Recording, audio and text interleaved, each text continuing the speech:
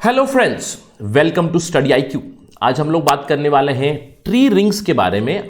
हाल ही में एक research finding है जहां पे ट्री रिंग्स और ब्रह्मपुत्र फ्लड वार्निंग के बारे में एक कनेक्टिविटी आई है। तो हम लोग आज यहां पे देखेंगे ब्रह्मपुत्र वैली में जो हर साल ऑलमोस्ट फ्लड आता है। असम में हम लोगों ने देखा है बहुत बार, every year that there is a flood very very frequently, जिसकी फोरकास्टिंग नॉर्मली होती है पुराने डेटा के ऊपर, मतलब वाटर डिस्चार्ज के डेटा के ऊपर। लेकिन अभी एक पेपर पब्लिश हुआ है जहां पे ट्री रिंग्स को लेकर एक स्टडी हुई है जिसने और भी कुछ प्रेडिक्शन किया है ब्रह्मपुत्र फ्लड्स के बारे में। तो चलिए जानते हैं क्या है ये खबर।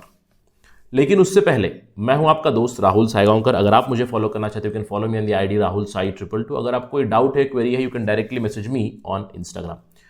स्टडी IQ आपके लिए लाया है comprehensive prelims cum mains programme for UPSC 2021। For more information please download the app. जैसे कि मैंने आपको बताया कि रिवर ब्रह्मपुत्रा में हमेशा फ्लड आता रहता है। Every year we do see कि असम में, स्पेशली नॉर्थ ईस्टर्न स्टेट में, असम में हम देख सकते हैं कि फ्लड की मात्रा बहुत ज़्यादा होती है। फ्लड की वजह से डेवास्टेशन भी बहुत ज़्यादा होता है, loss of life, loss of property, all these problems are galore. तो अगर हम लोग देखें फ्लड अफेक्टेड एरिया कितना है इन द ब्रह्मपुत्र वैली, ये 1954 से लेके कंटिन्यूसली बढ़ता जा रहा है। 2007-2008 में बहुत ज़्यादा था ये नंबर, आप देख सकते हो। यानी कि फ्लडिंग बहुत फ्रीक्वेंटली हो रही है, फ्लडेड एरिया भी बहुत ज़्यादा हो रहा है। ये हम लोग अभी 1954 से देख सकते हैं कि बढ़ रहा है, राइट। लेकिन जो हम लोग अब रिसर्च के बारे में बात करने वाले हैं, उन्होंने और भी ग्रिम प्रेडिक्शंस दी है। अगर हम लोग लॉस की बात करें इन जनरल फ्लड की वजह से, ओवर द इयर्स 1953 से लेकर 2016 तक बहुत ज्यादा लॉस हो चुका है फ्लड की वजह से। ऑन एन एवरेज 26 लाख लोग एनुअली इफेक्ट होते हैं फ्लड की वजह से। 7 करोड़ घर डैमेज होते हैं एनुअली। और अगर हम लोग बात करें इसको क्यूमुलेटिव नंबर देखें तो बहुत ज़्यादा है। टोटल एग्रीकल्चर डैमेज होता है 3200 crore. Loss of cattle is there, loss of lives is there. हर साल कम से कम 47 लोग अपनी जान गंवाते हैं फ्लड्स के कारण। तो flood is a very very serious problem in India and specially in the Brahmaputra valley and state of Assam. तो ये तो एस्टैब्लिश हो चुका है। और अगर हम लोग देखें प्रेडिक्शन कैसे होता है कि अगले साल किस तरह का फ्लड हो सकता है या फिर 5 साल बाद कितनी फ्लड की मात्रा हो सकती है, ये सारे प्रेडिक्शन अभी फिलहाल किस बेसिस पे होते हैं?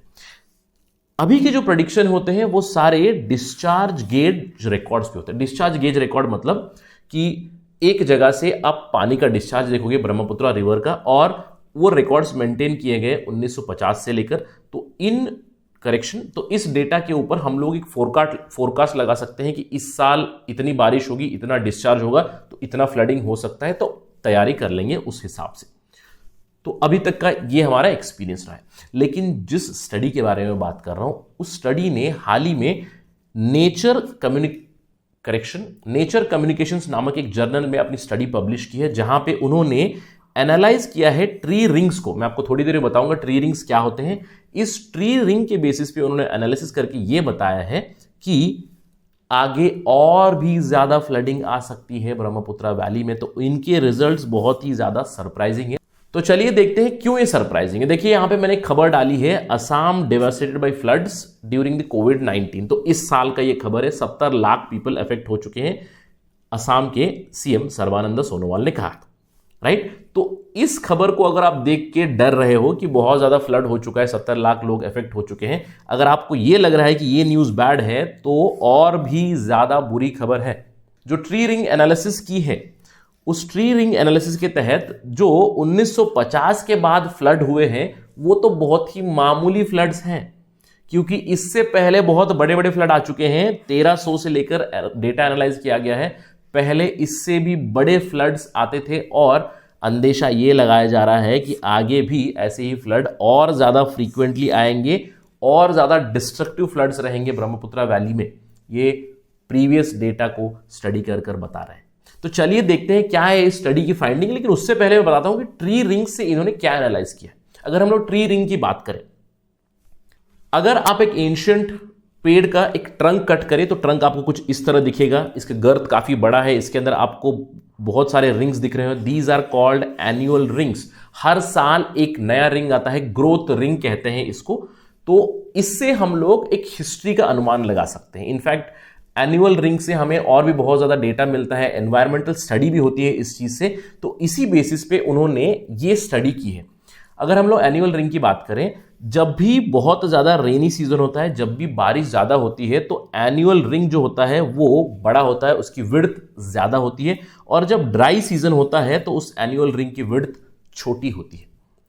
इस बेसिस पे एनालिसिस किया है इस पर्टिकुलर स्टडी ने जिसकी हम लोग बात कर रहे हैं, और इन्होंने एंशियंट जो पेड़ थे, इन्होंने जो एंशियंट पेड़ थे 28 साइट से इन्होंने उठाए हैं, इंडिया से, भूटान से, नेपाल से, म्यांमार, और इनको एनालाइज करने के लिए मोस्टली ब्रह्मपुत्र का जो बेसिन है उसके ट्रिब्यूटरी से, वहां से उन्होंने पेड़ लिए हैं, उनको एनालाइज किया, और उनको एनालाइज करके उनका जो क्रोनोलॉजी है 1309 से लेकर 2004 तक का क्रोनोलॉजी निकाला कि हर साल कितनी ग्रोथ हो रही है, अगर वो ग्रोथ हो रही है तो उस साल कितना पानी आया होगा, प्रेडिक्शन करके उन्होंने ये बताया।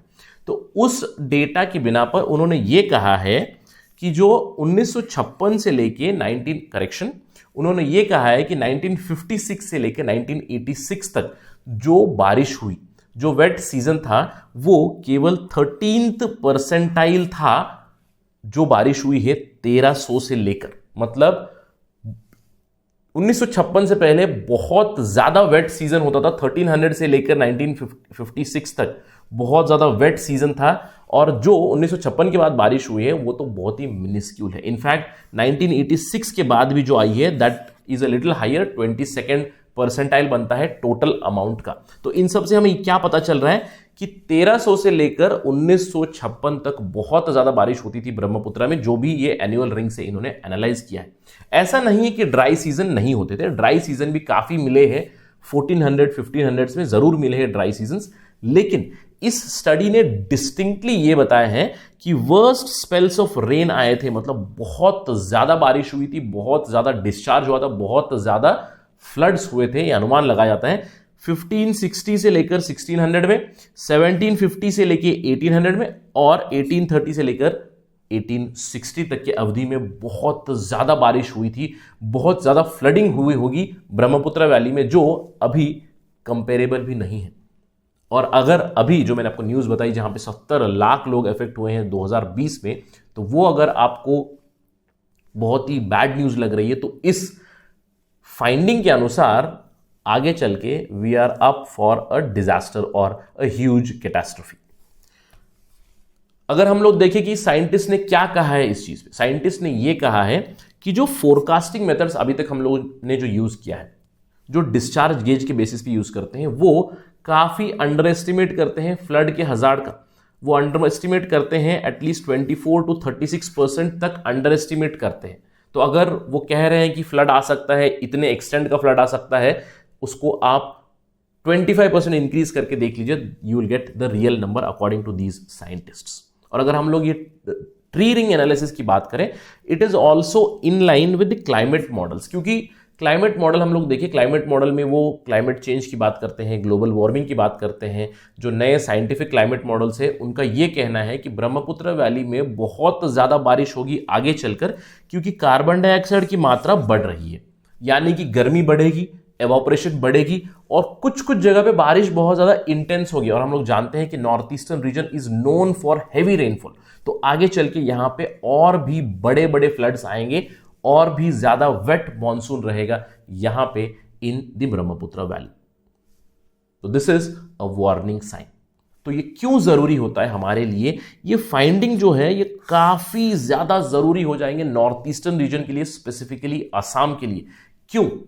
क्योंकि अगर हम लोग इस फाइंडिंग को मद्देनजर रखें तो इस फाइंडिंग से हमें एक सीख मिलती है। हमें ये जो ट्री रिंग्स है ये कुछ बता रहे हैं, हिस्ट्री के एविडेंस के ऊपर ये हमें बता रहे हैं कि आगे चल के और भी ज्यादा फ्लडिंग हो जाएगा। They are telling us that we need to gear up.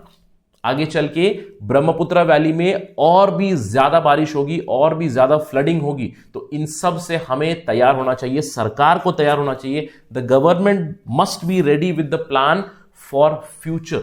अभी की जो सरकार है उन्हें भी तैयार रहना चाहिए, उन्हें यह कहकर अपनी जिम्मेवारी को नहीं स्कर्ट करना चाहिए कि आगे वाली सरकार देख लेगी। नहीं, आज से, अभी से, इसी वक्त से सरकार को तैयार होना चाहिए, ताकि वो फ्लड रिस्क प्रिपेयर्डनेस करे ब्रह्मपुत्र वैली में, उसकी मिटिगेशन के लिए तैयार रहे फ्यूचर में। तभी जाकर हम लोग एक सेफ एंड साउंड और सस्टेनेबल इकोसिस्टम सेट कर सकते हैं ब्रह्मपुत्र वैली में। That is it from my side on this part of discussion. Thank you for watching. जय हिंद।